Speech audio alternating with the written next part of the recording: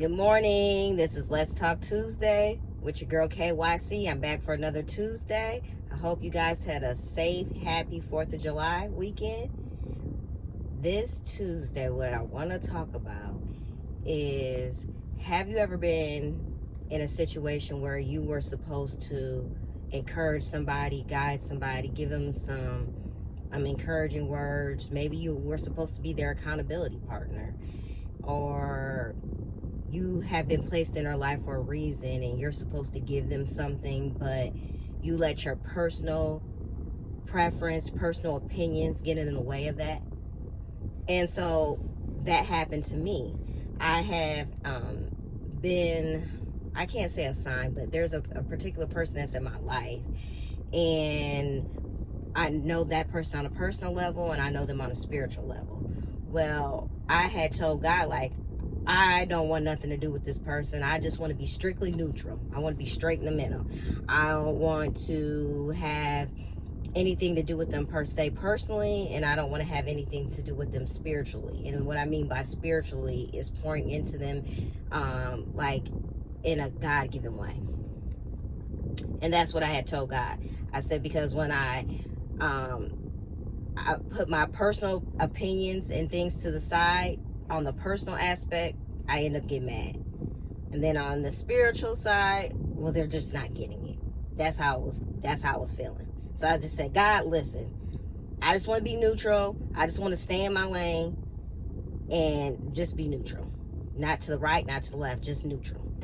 And so one day this particular person came to me, we were talking, they were sharing their story, and I said, well, can I pray for you?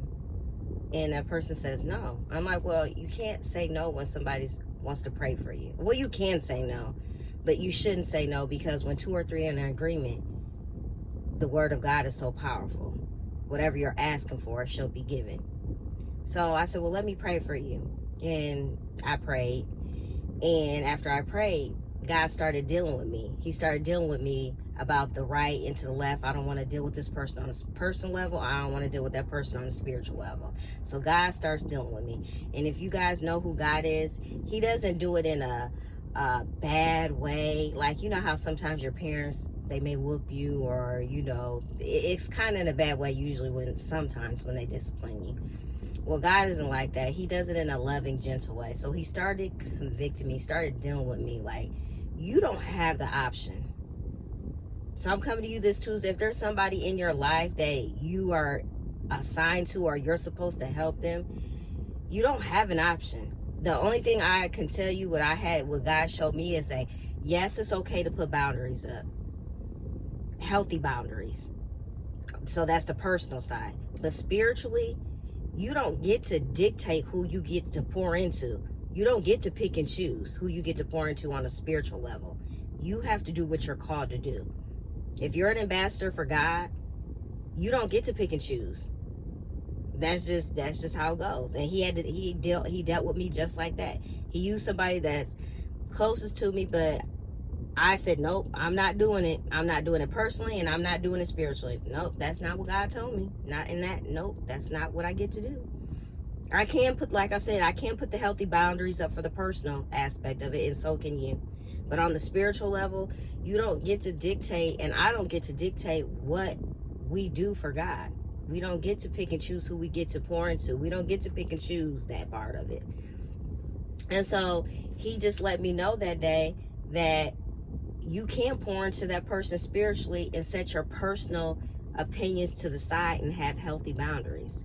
And so with that particular person, I would tell them from time to time, well, I can pour into you, but you can't pour into me.